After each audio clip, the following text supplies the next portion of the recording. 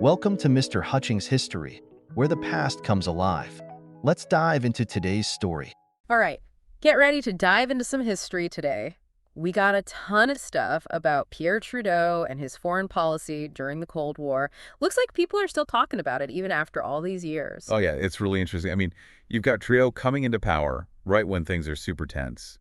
The world's basically divided in two, with all that Cold War stuff.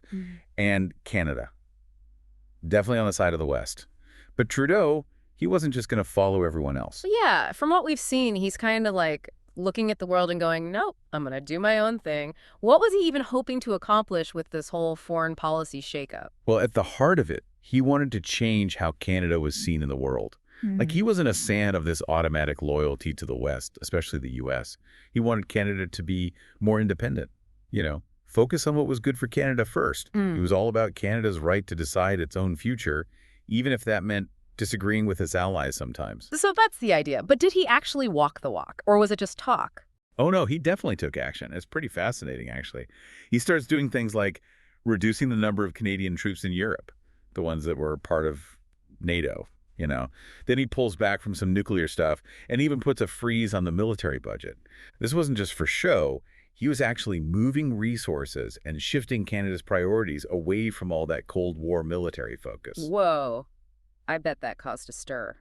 Here's Canada, a core member of the Western Alliance, and they're seeming to back away at the most intense point of the Cold War. You got it. And even Trudeau's own cabinet, some of them were freaking out. It was a big deal. The stuff we've seen, some people were super worried about what it would mean to distance themselves from NATO, could weaken ties with allies, make Canada more vulnerable. It shows how bold Trudeau was, how risky even, to make those moves. So he's shaking things up on the home front, but then he goes and does something even more unexpected. He starts talking to some pretty surprising players on the world stage. Oh yeah, this is where his diplomacy gets really interesting. Trudeau makes this huge decision, formally recognizes the People's Republic of China. This is 1970, keep in mind. Back then, almost no Western nations had done that.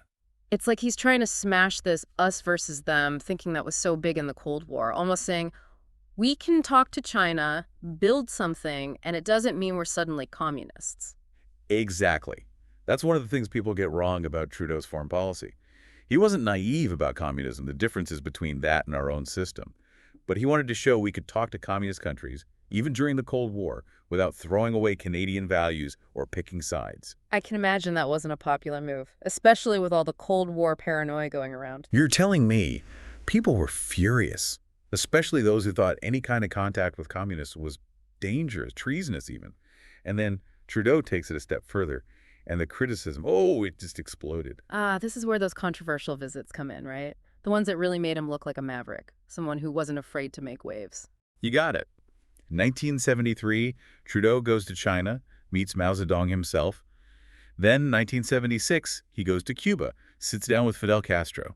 Now, these guys, they were icons of communism, huge threats in the eyes of many in the West. It was a storm of controversy. It's like he's walking a tightrope, trying to keep things okay with the West, but also talking to these countries that many saw as the enemy. And it was super hard, trying to deal with all the Cold War mess, but also carve out this new independent path for Canada.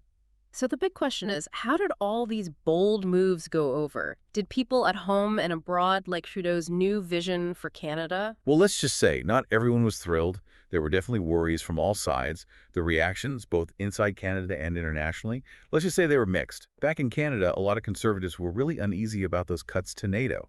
They felt like weakening those ties would leave Canada kind of exposed, especially with the whole Soviet threat looming over everything. And I can only imagine the canceling projects like the Avro Arrow didn't help calm those nerves. That was a big deal, right? Oh, absolutely. The Avro Arrow was this shining example of Canadian technology. And even though it was canceled for a bunch of reasons, a lot of people saw it as Trudeau basically turning his back on defense. Like he was putting all his eggs in other baskets. It really fueled this idea that he wasn't taking the Soviets seriously enough and that Canada was going to pay the price. So yeah, lots of pushback at home. But what about internationally? How did our allies react? I doubt they were all giving Trudeau a high five for this. Yeah, you're right. There was definitely some international tension, especially with the U.S. From what we've seen, the Nixon administration, they were pretty suspicious of Trudeau. They felt like he was going behind their backs, especially with recognizing China. Like he was weakening the West when things were already super tense with the Soviets. It's kind of wild to think that one leader could have such a huge impact on the whole world. So we've got critics saying he's too friendly with the communists and others saying he's ditching our allies. So what's the verdict on Trudeau? Hero or villain? Well, that's the big question, right? Even now, historians are still trying to figure out Trudeau's foreign policy and what it really meant for Canada. Okay, so let's dig into those different perspectives. What are some of the main arguments historians make when they're trying to judge Trudeau's Cold War moves?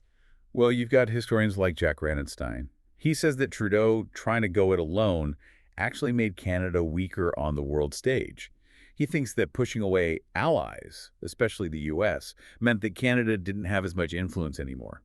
He points to examples where Canada wasn't as important in big international talks or where we got the short end of the stick in deals.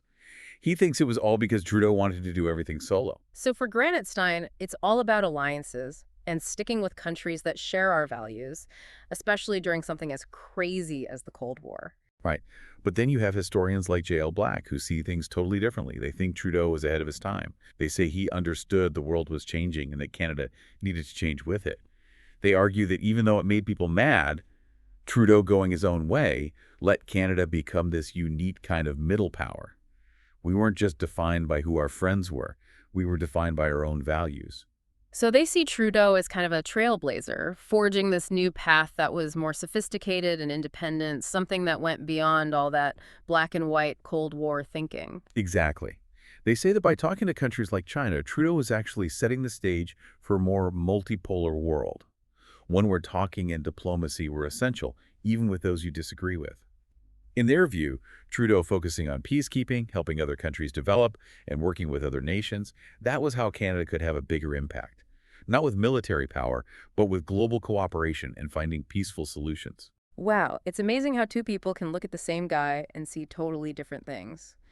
It shows how tricky history is and how hard it is to say for sure what impact someone had. But hold on, let's step back for a sec.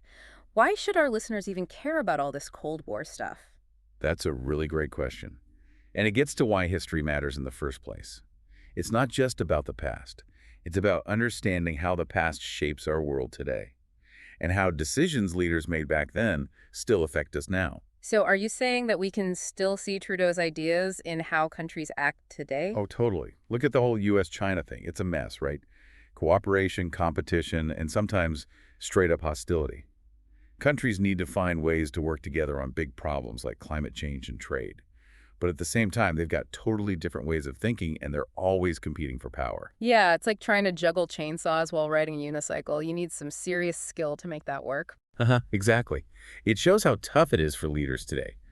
The world's so connected, but also so divided at the same time. Back in the Cold War, it was simpler. You just picked a side. Now, not so much. So in a way, Trudeau was ahead of the curve. He was already trying to deal with this kind of complicated global scene. Yeah, I think so. He knew that cutting yourself off from countries just because they have a different political system, that wasn't going to work forever. Okay. You got to be able to talk, find things you can work together on, even if you don't see eye to eye on everything. It's like they say, right? Keep your friends close and your enemies closer. There you go. And Trudeau definitely lived by that. He knew that to keep things peaceful, you had to build bridges, even with people you didn't like, especially in a world that was always one step away from blowing up. But didn't all this independent stuff cause problems with our allies, like the U.S.? Is there a chance you could push your friends away by trying to be too independent? Oh yeah, that's a real danger. Something any country going it alone has to think about. It's a tough balance. You want to stand up for what you believe in, but you don't want to mess up important relationships or screw up things you're working on together. So it's about finding that middle ground, being a good friend, but also being your own person. That's it. And there's no easy answer, no magic formula. It all depends on the situation, what's at stake, and who you're dealing with. But what Trudeau shows us is that you can be a good friend and still think for yourself. You don't have to choose one or the other. It seems like there are a lot of good lessons in all of this. Trudeau's story makes you think hard about Canada's place in the world. What should our foreign policy be? Should we stick with allies or go our own way? What's the best path forward? Definitely. And I think one of the biggest things we can learn from Trudeau is that foreign policy isn't just for politicians and diplomats. It affects all of us, and we all have a say in it. So what can regular people do? How can they make their voices heard on all this complicated stuff? Well, they can start by staying informed. Read about what's going on in the world, get different perspectives, talk about it with people, friends and family, and let their elected officials know what they think. Be engaged, right. Don't just sit back and watch the world go by. Exactly. And remember, foreign policy isn't some abstract thing. It has a real impact on all of us, on our jobs, our safety, on what kind of country we are. All right, as we wrap up our deep dive into Trudeau and his Cold War balancing act, any final thoughts? Yeah, just a couple of questions for our listeners to think about. What does it even mean for a country like Canada to be independent in today's world? How do we balance looking out for ourselves and being responsible global citizens?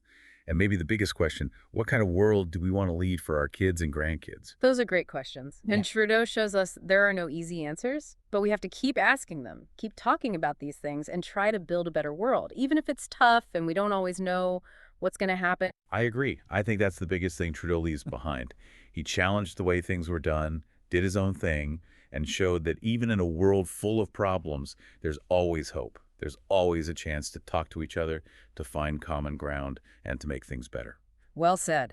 That's our deep dive into Trudeau's Cold War balancing act. Thanks for joining us. We'll see you next time. Thanks for listening to Mr. Hutchings History. Keep exploring, and we'll see you next time.